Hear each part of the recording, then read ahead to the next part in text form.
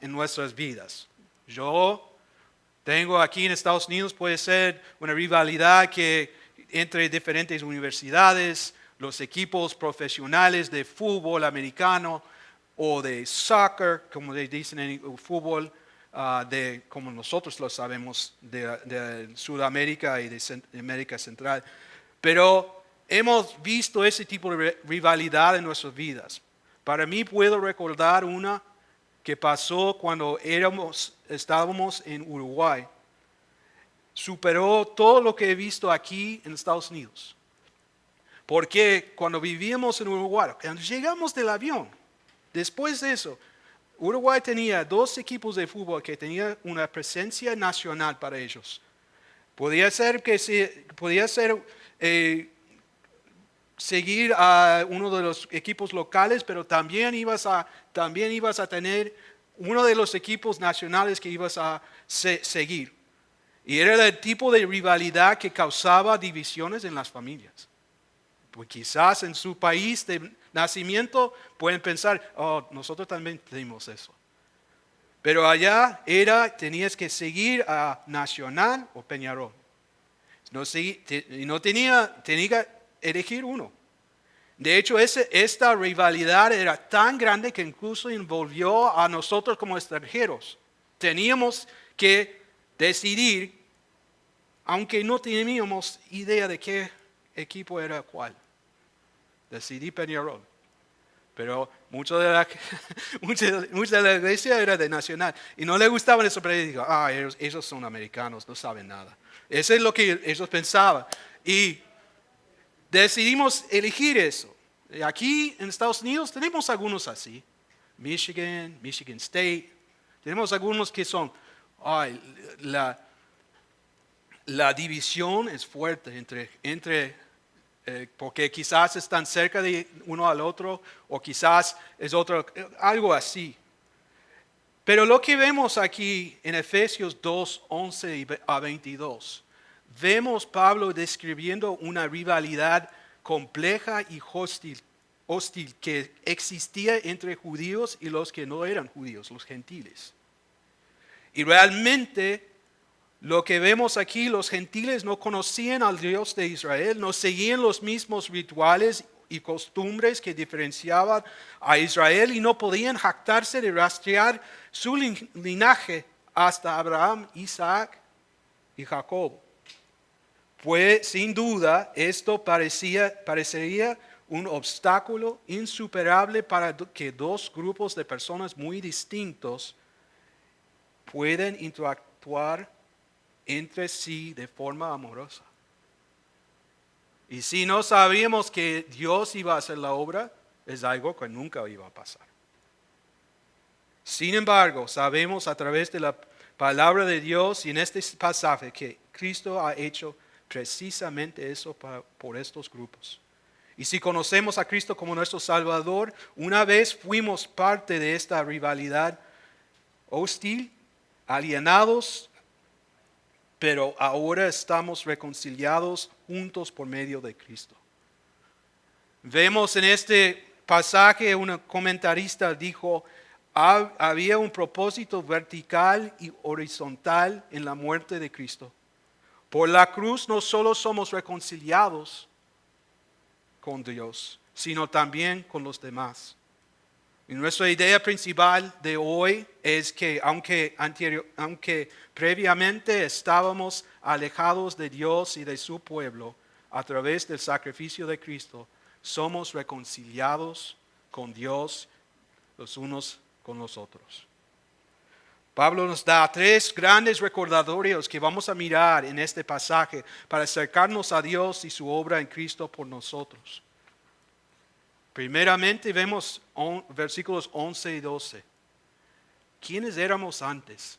Recuerda la última vez que yo estaba predicando, aunque no había muchos de ustedes aquí. Hablábamos de los primeros 10 versículos de Efesios capítulo 2. Y primero, y versículo 2, capítulo 2, versículos 1 a 3, nos dio la realidad que nosotros teníamos antes de conocer a Cristo.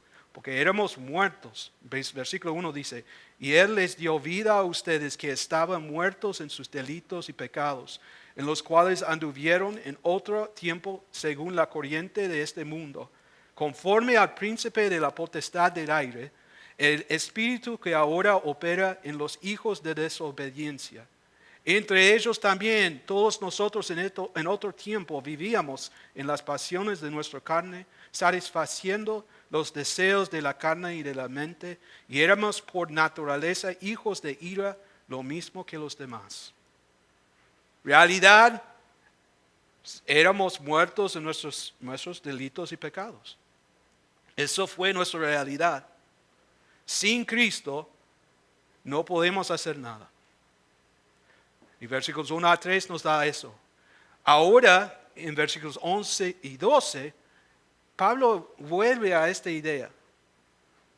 Y dice aquí, versículos 11 y 12, por tanto, recuerden que en otro tiempo ustedes los gentiles en la carne, que son llamados incircuncisión, por la tal llamada circuncisión, hecha en la carne por manos humanas, recuerden que en ese tiempo ustedes estaban separados de Cristo, excluidos de la ciudadanía de Israel, extraños a los pactos de la promesa, sin tener esperanza y sin Dios en el mundo. Recuerde ahora lo que leímos de versículos 1 a 3. Ahora vemos versículos 11 y 12 y nos da de una manera similar. Comienza Pablo esta sección mostrando quiénes éramos antes.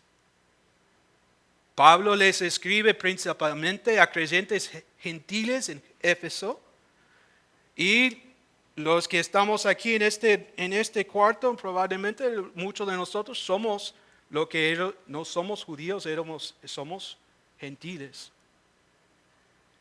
Y escribe a este grupo de creyentes gentiles en Éfeso y les recuerda su posición en contraste con los judíos.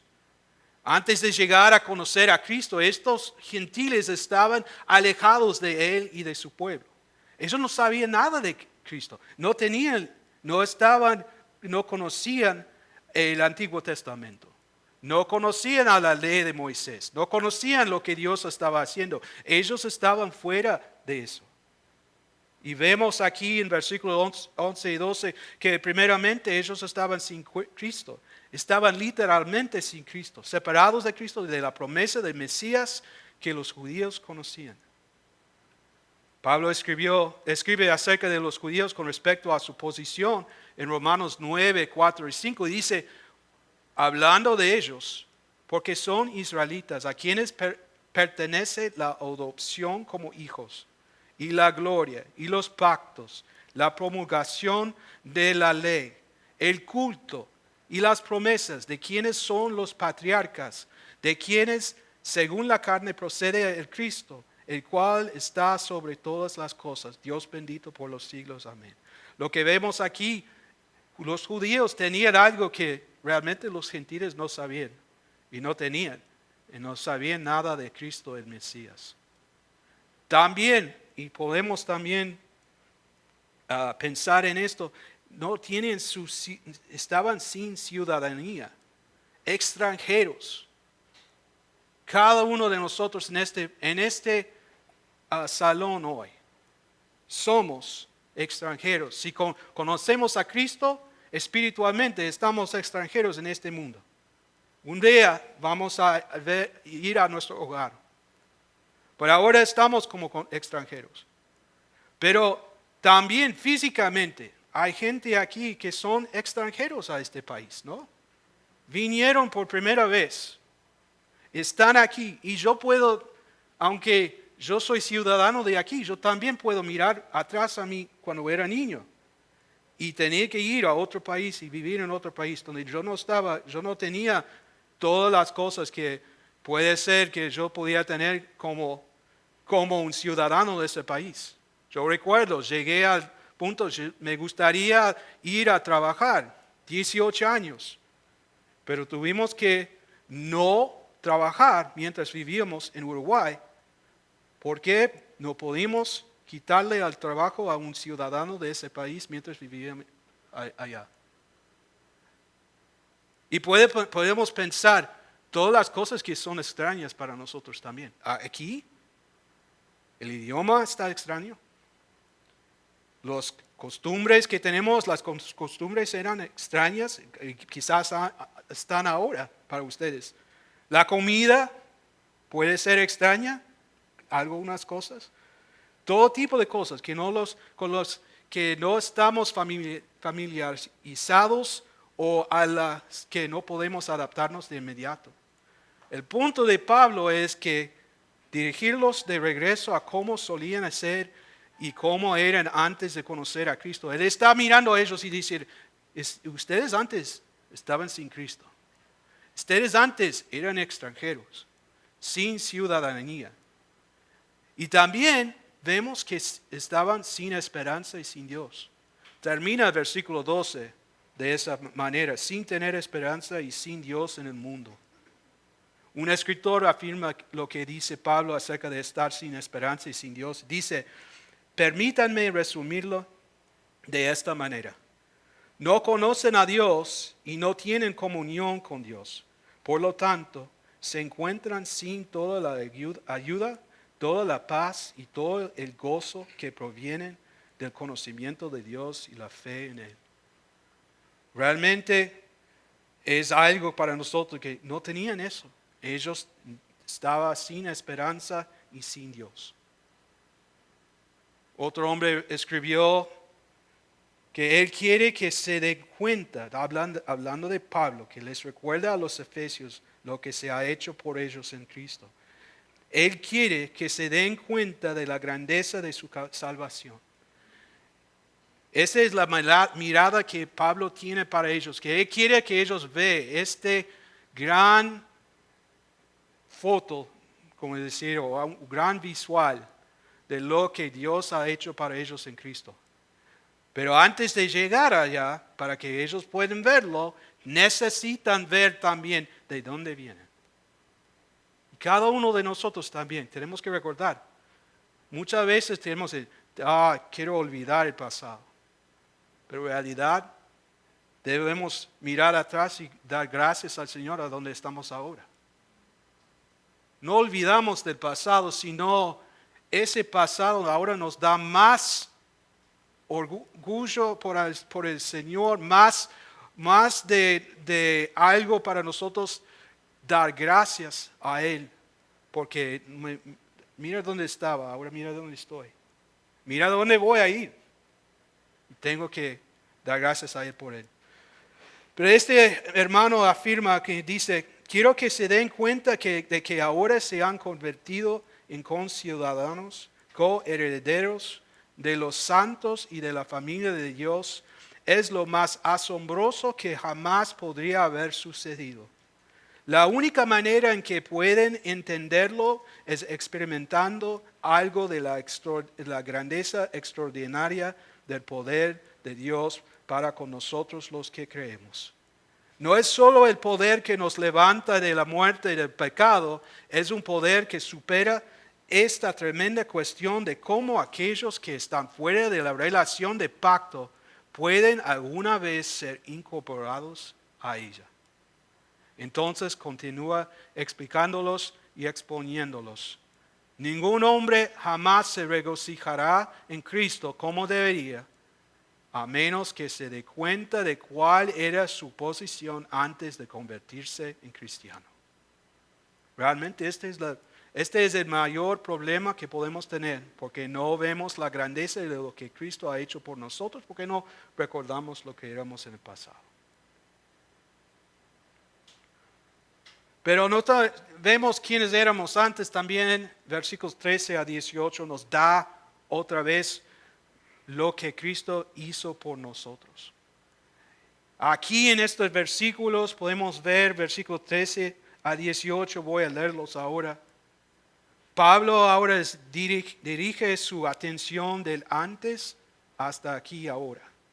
Señala a sus lectores, incluyéndolos a nosotros, lo que Cristo ha hecho por nosotros únicamente mediante su sacrificio. su misericordia, amor, gracia y bondad al enviar a su Hijo Jesucristo a vivir la vida perfecta que no pudimos vivir, morir la muerte que merecíamos, pagó la pena del pecado como un sacrificio único mediante la muerte en la cruz, fue sepultado y al tercer día resucitó y ahora está a la diestra de su Padre intercediendo por nosotros. Estamos aquí a leer lo que Él ha hecho para nosotros, grandeza de la obra que Cristo ha hecho. Y versículo 13 empieza como versículo 4 empieza. En versículo 4 dice, pero Dios, después de hablar todas las cosas malas, la situación de nosotros antes de conocer a Cristo, versículo 4 empezó, pero Dios que es rico en misericordia, por causa del gran amor con que nos amó. Eso empieza explicando lo que ha pasado por medio de Cristo. Ahora también en versículo 13 va a decir el mismo. Pero ahora en Cristo Jesús, ustedes que en otro tiempo estaban lejos, han sido acercados por la sangre de Cristo. Porque Él mismo es nuestra paz, y de ambos pueblos hizo uno, derribando la pared intermedia de separación, poniendo fin a la enemistad en su carne, la ley de los mandamientos expresados en ordenanzas, para crear en Él mismo de los dos un nuevo hombre, estableciendo así la paz, y para reconciliar con Dios a los dos en un cuerpo por medio de la cruz, habiendo dado muerte en ella a la enemistad. Y vino y anunció paz a ustedes que estaban lejos y paz a los que estaban cerca. Porque por medio de Cristo los unos y los otros tenemos nuestra entrada al Padre en un mismo espíritu. Llegamos a leer eso y gracias a Dios.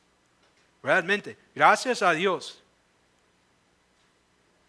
Porque las promesas antes de lo que Cristo hizo en la cruz, las promesas que iban a los judíos,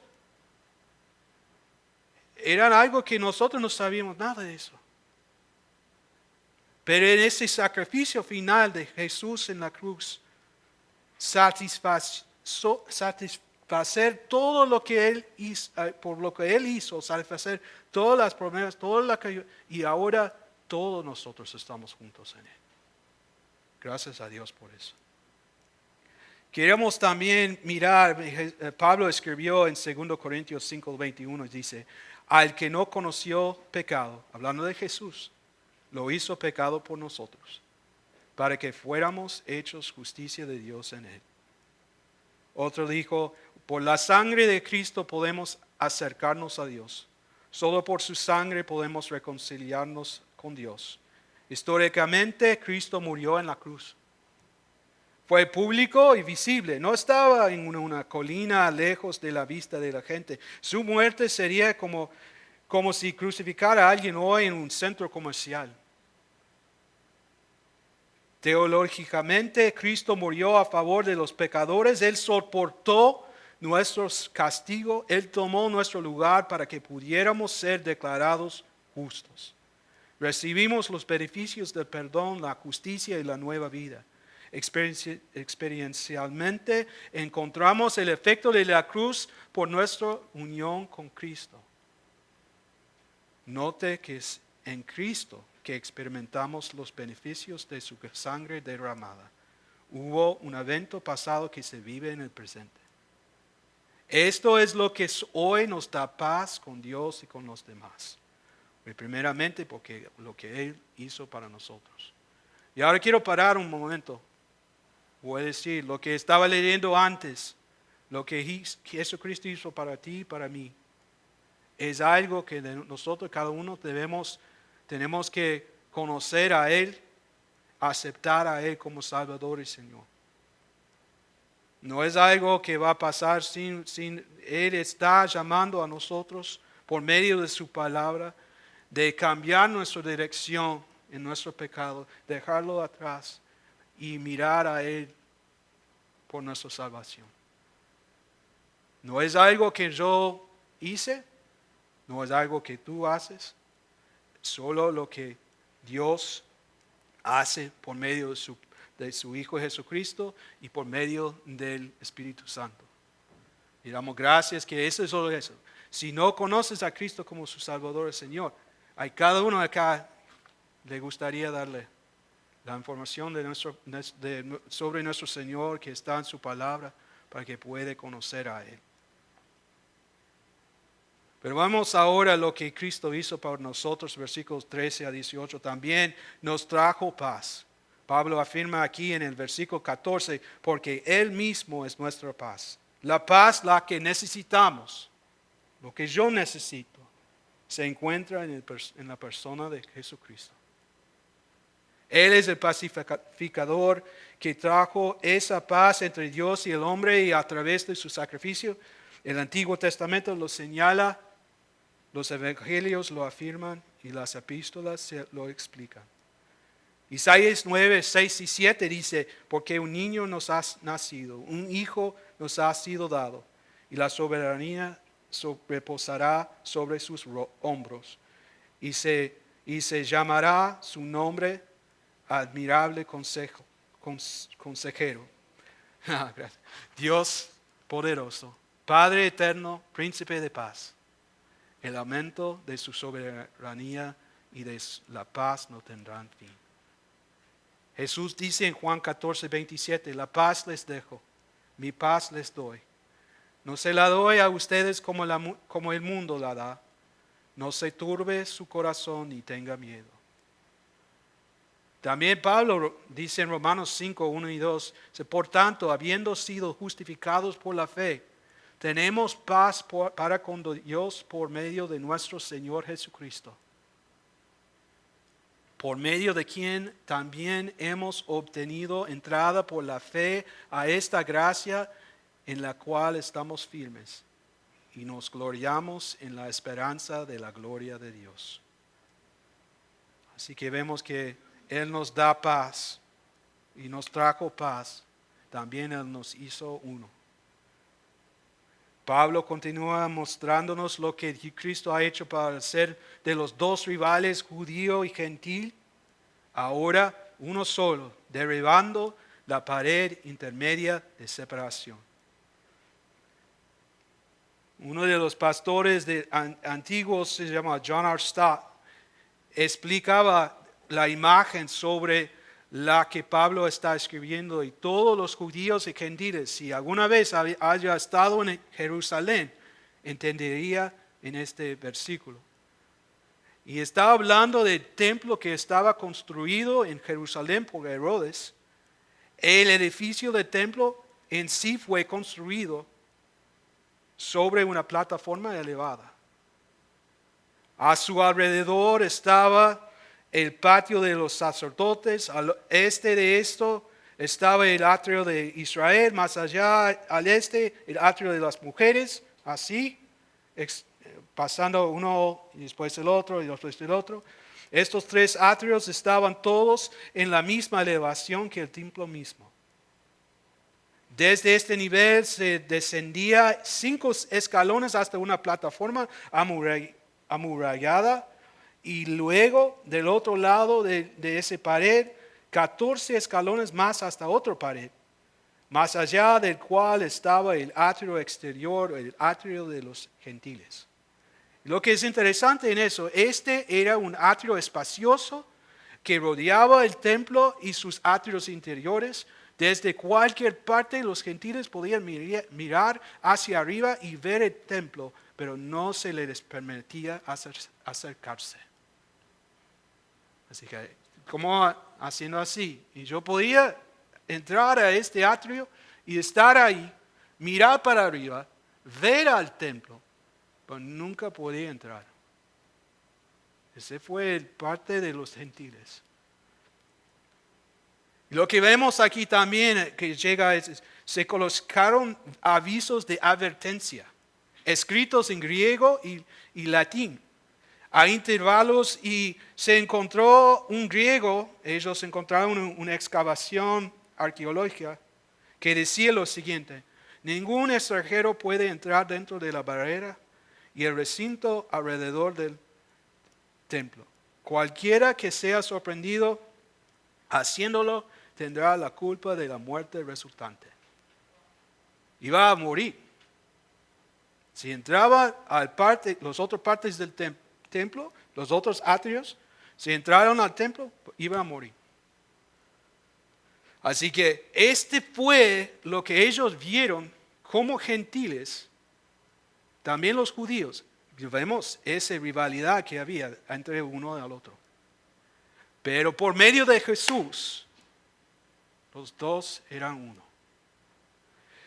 Y esta es la imagen que Pablo muestra a sus lectores de cómo Cristo ha removido esa pared mediante su sacrificio, haciendo de dos amigos ahora uno unido en él. Es más probable que Pablo está señalando aquí no un pared literal, sino la barrera de la ley ceremonial, los mandamientos como regulaciones que levantaban un gran pared proverbial entre los judíos y los gentiles. Jesús dejó todo esto al lado a morir en la cruz por nosotros, nuestros pecados. En la cruz Jesús cumplió todos los presagios y tipos que se encuentran en el sistema de ley del Antiguo Testamento. En Cristo existe una nueva entidad corporativa que es la iglesia. Por medio de él cumplió eso. No es que los gentiles se convertirían en judíos o que los judíos se convertirían en gentiles. En cambio, en Cristo cada uno ha sido convertido en una nueva criatura. Como él dice, ha creado un nuevo hombre y la hostilidad ha sido eliminada. Gracias a Dios, porque no fue algo que nosotros pudimos hacer. No fue algo que los judíos pueden hacer. No fue algo que gentiles pueden hacer. Solo Dios podía hacer eso. Pero también, no solo nos trajo paz, nos hizo uno, pero también nos proclama la paz.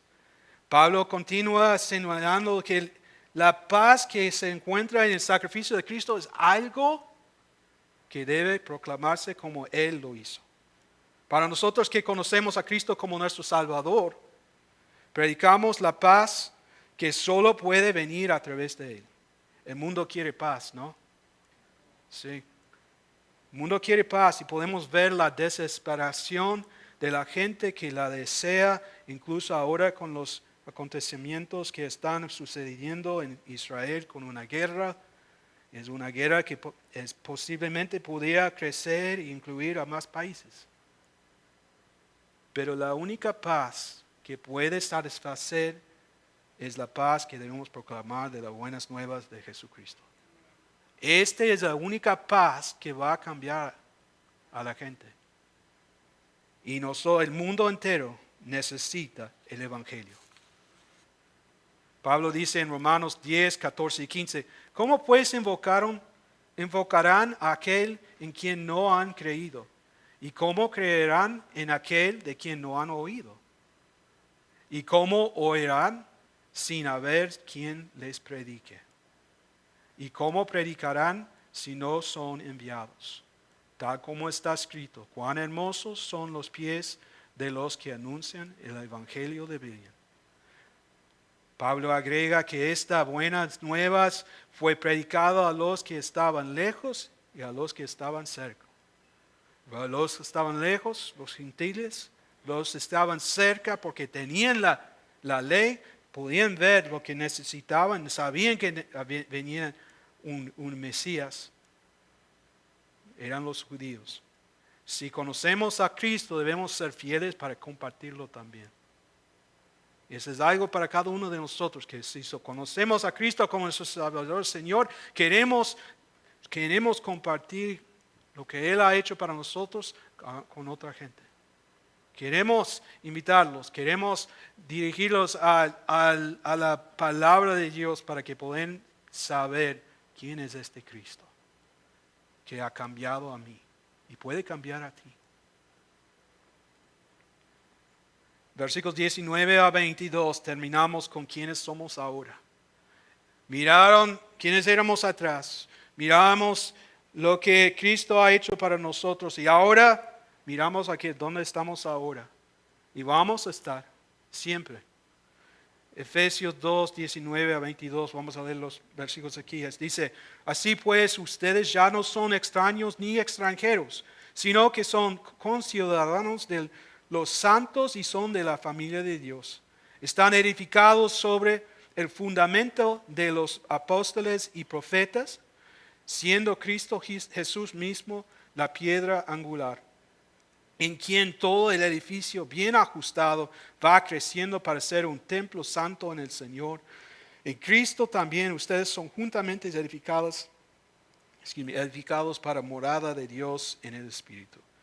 Así que Pablo dirige su atención a quienes somos ahora en Cristo. Ya no estamos muertos espiritualmente, como decía, en nuestro pecado en versículos 1 a 3, ni vivimos como gentiles separados de Dios y su pueblo en versículos 11 y 12. Somos hechos nuevos en Cristo y ahora somos parte del reino de Dios, la familia de Dios y el templo de Dios. Vemos que somos ciudadanos del reino de Dios, que en contraste de lo que estábamos hablando antes, que éramos extranjeros, ahora somos ciudadanos.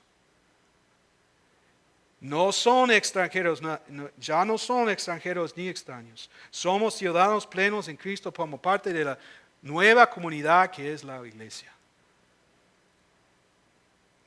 Pienses en venir a este país o ir a otro donde no eres ciudadano. Puede ser difícil, ya que es posible que no tenga los mismos derechos ni privilegios que tendría un ciudadano. En la época de Pablo, ser ciudadano de Roma era algo muy importante. Tenía asignados grandes privilegios siendo un ciudadano de Roma. Incluso vemos en el libro de los Hechos cuando Pablo usa esa ciudadanía cuando estuvo en el cárcel y el temor que esto causó a las autoridades. Sabiendo que ellos estaban golpeando a un ciudadano de Roma. Fue algo que quizás ellos podían morir por eso. Y vemos que Pablo era un ciudadano y él tenía privilegios que los demás, los judíos y otros, no tenían. Pero en Cristo tenemos una ciudadanía celestial como ninguna otra que podemos ver en esta tierra. Realmente no sé, poder mirar y decir, ¿qué sería mejor? No hay mejor. Y por medio de Él, no somos extranjeros nada más. También somos miembros de la familia de Dios. Pablo profundiza aún más la relación que tenemos en Cristo al describirnos como parte de la familia de Dios. Habla en otras partes, somos hijos y hijas de Dios. Somos parte de su familia. Y ahora no solo ciudadanos, tenemos los derechos y privilegios de una hija o un hijo. Somos adoptados, parte de su familia. Y ahora somos coherederos como de las promesas, como hijos de Dios en Cristo. Qué grande cosa para nosotros. Tony Merida escribe, la iglesia no es un edificio al que vamos ni un evento al que asistimos. La iglesia es una familia que vive la vida juntos en misión. Y no sé si sabes en inglés, pero también en español, nuestra misión como iglesia, para nuestra iglesia es, queremos hacer discípulos creciendo en el evangelio como familia mientras estén en misión. Casi igual a lo que él estaba hablando. Ese es nuestro deseo. Que podemos y no queremos olvidar lo que estamos llamados a hacer. Cómo vivir y estar juntos. La última que él habla es piedras del templo de Dios.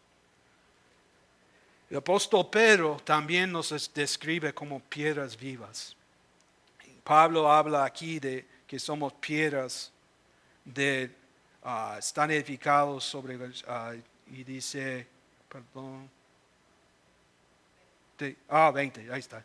Están edificados sobre el fundamento de los apóstoles y profetas, siendo Cristo Jesús mismo la piedra angular, en quien todo el edificio, bien ajustado, ya va creciendo para ser un templo santo en el Señor. También en 1 Pedro 2, 4 y 5, Pedro dice, el apóstol Pedro dice, y viniendo a él como una piedra viva, desechada por los hombres, hablando de Jesús, pero escogida y preciosa delante de Dios. También ustedes, como piedras vivas, sean edificados como casa espiritual para un sacerdocio santo, para ofrecer sacrificios espirituales aceptables a Dios por medio de Cristo. Aquí señala el hecho de que somos el templo de Dios, un nuevo templo, no hecho de ladrillos, sino de personas donde Cristo es el piedra angular y su fundamento es la palabra de Dios. Esto estaría un marcado contraste con los que los judíos conocían como la morada física de Dios, era el templo. Ese es donde él vivía y era construido para él. Pero ahora, por medio de lo que ha hecho en Cristo, su morada, mientras está por medio de su Espíritu, está en nosotros. Somos el templo de Dios. Él quiere usar a nosotros como su iglesia para su reino, para alcanzar a los que están perdidos, para darle el evangelio. Esto no debería sorprendernos. La iglesia se mantiene o cae según la fidelidad de la palabra de Dios. Para las iglesias solo hay un piedra angular, Jesucristo. Tenemos que siempre estar fiel a la palabra y a Jesucristo mismo. Él hace posible todo este edificio, todo está construido por sobre él. Jesús es también como la iglesia crece y se mantiene unida. Sin Cristo como piedra angular no hay unidad ni crecimiento. Debemos pensar, recordar para nosotros todas las cosas que Él ha hecho para nosotros. Otra vez, mirando lo que estábamos atrás, lo que Él ha hecho para nosotros, donde estamos ahora y también en el futuro. Tenemos nuestra confianza solamente en Cristo. Como dije antes, aunque previamente estábamos alejados de Dios y de su pueblo, a través del sacrificio de Cristo somos reconciliados con Dios, con unos a otros. Hemos visto quiénes éramos, lo que Cristo ha hecho y quiénes somos ahora en Él. Ahora, como empezamos en el cuadro de las rivalidades, terminamos con la unidad. Viendo lo que Cristo ha hecho. Tenemos unión con Dios y con otros creyentes en Él. Somos adoptados en su familia. Somos ciudadanos del reino y piedras del templo. Y como iglesia debemos vivir la vida en comunidad con amor por quienes nos rodean, compartiendo las buenas nuevas de Cristo con todos los que quieren escuchar. Hoy tenemos este gran privilegio de hacer eso. Damos gracias a Dios por él. Bueno, vamos a orar. Y antes de hacerlo, puedo decir que yo sé que hay quizás alguien en este salón que está pensando, dice, realmente yo no conozco a Cristo como mi Salvador y Señor. Realmente no es algo que he pensado antes. Soy uno de esas personas que todavía veo que estoy viviendo en mi pecado, soy muerto espiritualmente. Necesito a alguien de dar mi vida. Necesito a Cristo para dar mi vida. Dios envió a su Hijo por su amor para nosotros. Quiero que sepa que también para nosotros es la oportunidad hoy de la salvación. Si tiene preguntas, por favor, acerca a alguno de nosotros, el pastor Steve o yo, o otros que están aquí, si quiere saber. Otra cosa voy a hablar es de nosotros como creyentes. Hemos tomado el tiempo para pensar en cómo Cristo ha hecho las cosas que Él ha hecho para nosotros. hemos pensado o vivimos como si Él no está ahí. Muchas veces es difícil con nuestras vidas como son. Este mundo distrae todo con todas las cosas que pasan, con todas las cosas que puede pasar, o pensamos en eso del trabajo, de familia, lo que sea. Olvidamos de quién es más importante que todo lo demás, que eres nuestro Señor Jesús. Bueno, vamos a tomar tiempo para pensar en eso y por favor, si tiene preguntas o quiere hablar conmigo, habla con nosotros. Bueno, nuestro Padre Celestial, tenemos gracias hoy por la oportunidad que tenemos de tu palabra. Gracias, Señor, de abrirlo, de ver lo que tú has hecho para nosotros, Señor. Te damos gracias que tú eres el Dios que envió a su Hijo por amor a nosotros. No merecemos eso. Gracias por tu misericordia y su gracia a nosotros cada día. Gracias, Señor, que podemos, aunque éramos alejados de ti, por tu Hijo, hemos sido llamados hijos y hijas. Hemos sido llamados tus niños, Señor. Y pedimos que hoy no olvidamos eso, seguimos fieles adelante como iglesia para llevar y compartir la palabra, las buenas nuevas de Jesucristo a los demás. Debemos esto en el nombre de Cristo Jesús. Amén. Bueno, vamos a levantarnos de pies y